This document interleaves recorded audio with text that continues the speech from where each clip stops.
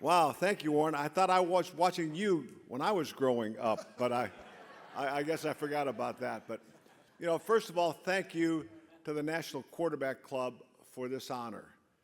And you don't know what an honor it is until you look at the pictures up on this wall, the guys that have already received this award. A lot of guys that I played with, a lot of guys I played against. This is a tremendous, tremendous honor. And to go in, with Rodney Peete and Bernie Kosar makes it even more special. But the journey here was kind of different for me.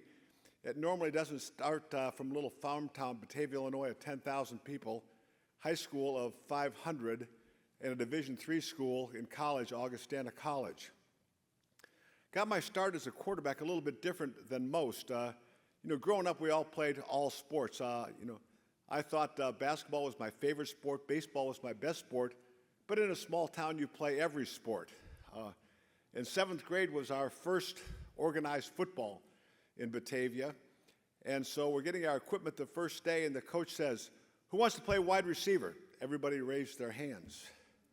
"Who wants to play running back?" Everybody raised their hands. "Who wants to play quarterback?" No hands went up. Instant starter. That's how I became a quarterback. But, I think all the quarterbacks here will agree that we're the one position that relies on the other 10 guys that are playing with you for you to do your job, whether it's the offensive line, protection, the running back, whether they're protecting running routes, wide receivers, tight ends. And certainly when you play 16 years, you've got too many guys to start signaling them out. But I got one special guy that my career kind of got a rebound when in 1980 we drafted this guy named Munoz. Probably the best left tackle of all time, and all of a sudden, I got better again.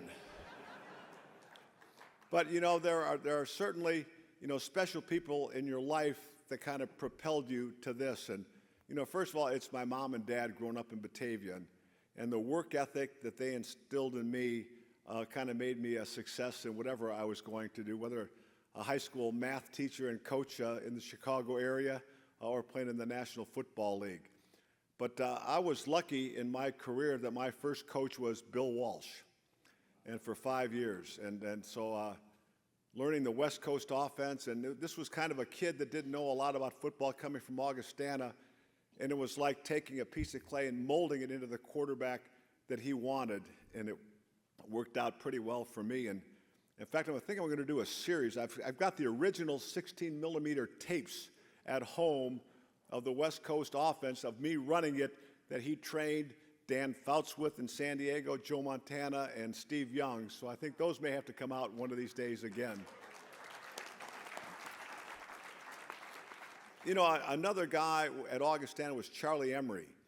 And, we didn't have a lot of coaches at Augustana, but Charlie knew a little bit about playing quarterback. And he was kind of the first guy that gave me the basics of how to play the game.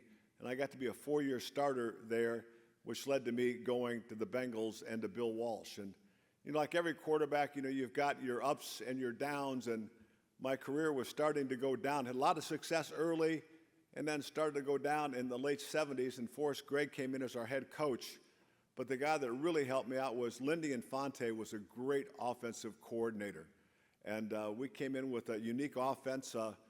We were the first ones to run the nakeds, the naked bootlegs. In fact, I was 31 years old, and I was the second leading rusher on our team in our Super Bowl year with over 300 yards.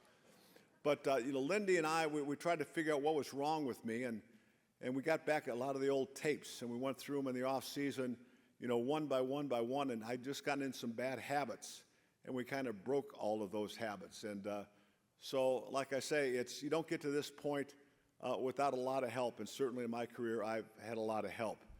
And when you look at the guys here in this room, it's so proud to be in the group with them, the guys on the wall.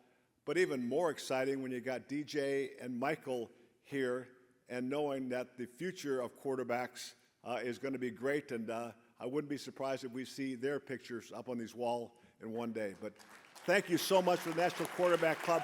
I appreciate it.